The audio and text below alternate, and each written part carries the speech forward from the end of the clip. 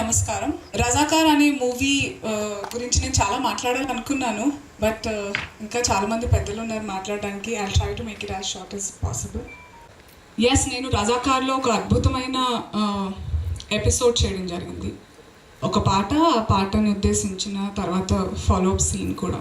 And I was thinking, ఒకవేళ యాటా సత్యనారాయణ గారు నన్ను అప్రోచ్ చేసి ఉండకపోయి ఉంటే నాకు నా హిస్టరీ గురించి తెలిసి ఉండేది కాదు.